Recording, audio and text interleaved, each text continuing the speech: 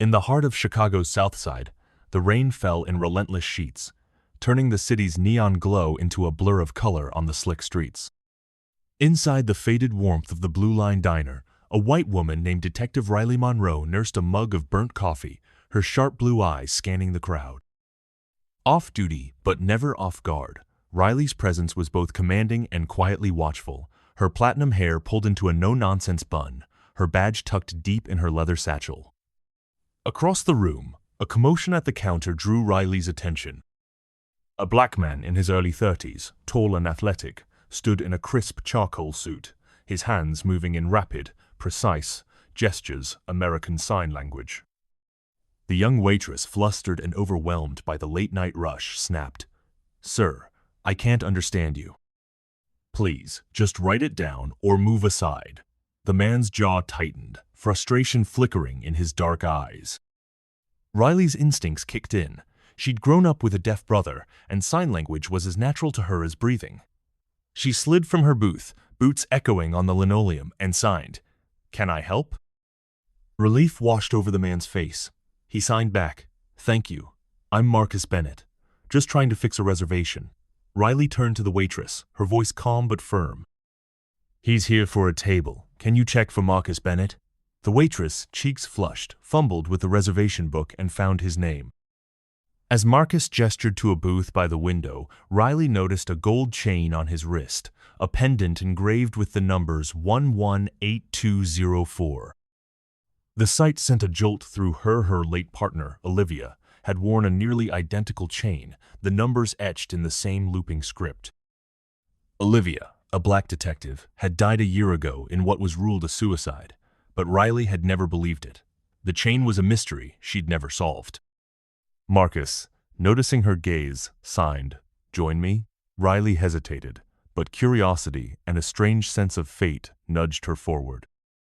They sat, the city's stormy skyline flickering beyond the rain-streaked glass. Marcus ordered a Reuben, Riley, a black coffee and fries. As they waited, Marcus signed, "Lost my voice 6 months ago. Poisoned. Someone wanted me out of my own business." Riley's cop instincts sharpened. Marcus was the owner of Bennett's Table, a soul food restaurant chain that had become a beacon for ex-offenders seeking a second chance. Riley kept her own secret, simply saying, "I'm a detective. I've seen a lot, but that's rough." Marcus's hands moved. "Ever take down a kingpin?" Riley smirked. "A few. It's mostly paperwork." Their banter was easy, but beneath it, tension simmered. Marcus's eyes lingered on her satchel, and then on the gold chain at her wrist, Olivia's chain, which Riley had worn every day since her death. "Where'd you get that?" Marcus signed, nodding at the chain. Riley hesitated, then said, "A friend. She died last year." Marcus's face darkened. "Olivia?" he signed. Riley's heart thudded. "You knew her?"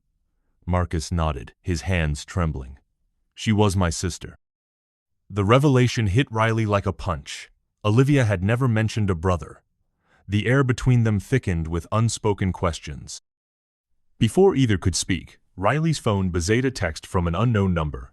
"Return the chain and the files, or you'll end up like Olivia." Riley's blood ran cold. She showed Marcus the message.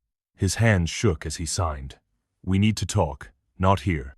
They left the diner, slipping into the stormy night. Marcus led Riley to his car, a battered sedan parked beneath a flickering streetlight. As they drove through the rain-slicked streets, Marcus explained in halting signs and scribbled notes, "Olivia was investigating a gambling ring. Our cousin, Andre, runs it. She found something evidence. She gave me this chain before she died. Said the numbers were the key." Riley's mind raced. The number 118,204 could be a code, coordinates, a date. She remembered Olivia's last words. "Trust no one, not even the department." They reached Marcus's apartment, a modest walk, up in Bronzeville. Inside, the air was thick, with the scent of old books and jazz records. Marcus unlocked a desk drawer, revealing a battered journal, a flash drive, and a stack of Photosity officials shaking hands with Andre, envelopes of cash changing hands. Suddenly, footsteps thundered up the stairs. Marcus's eyes widened. They found us, he signed. Riley grabbed the evidence, her hand on her service weapon. They slipped out the fire escape as the apartment door splintered behind them. In the alley, rain pounding, they ducked into a cab and sped toward the lakefront. At a deserted pier, Riley pieced together the clues. The numbers on the chain, 118204, matched a storage locker at Union Station. They hurried there, adrenaline surging. Inside the locker, they found a safe. Riley entered the code. The safe clicked open, revealing a trove of ledgers, a burner phone, and a sealed letter addressed to Marcus and Riley. Riley read aloud. If you're reading this, I'm gone. Andre's gambling ring runs deeper than you know judges, cops, City Hall. The chain's numbers lead to the evidence. Trust Captain Ramirez. She's clean. Expose them. I love you both, Olivia. Before they could process the letter, the burner phone rang. A distorted voice snarled. You have 1 hour. Bring the chain and the files to the old stockyards, or you both die. Marcus's hands shook. It's a trap, he signed. Riley nodded, but they had no choice. At the abandoned stockyards, shadows moved among the rusted machinery. Andre emerged, flanked by 2 armed men. His smile was cold. You should have left it alone, Marcus. Olivia was too nosy. Now you're both liabilities. Riley's grip tightened on her weapon. You killed her, she said, voice trembling with rage. Andre shrugged. She made her choice. Suddenly, police sirens wailed in the distance. Captain Ramirez, tipped off by Riley's coded message, led a SWAT team into the yard. Gunfire erupted. Riley and Marcus dove for cover, clutching the evidence.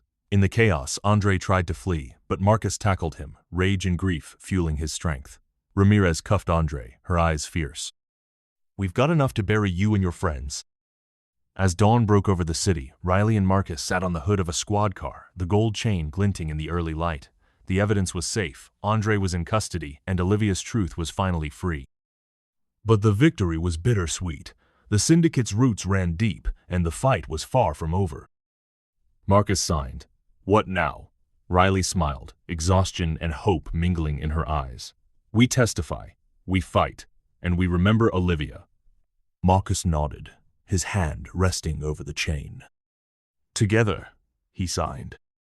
The city stirred to life around them, unaware of the war waged in its shadows. But for Riley and Marcus, the dawn was a promise, a chance to build something new from the ashes of loss, to honor Olivia's legacy, and to face whatever darkness remained, side by side.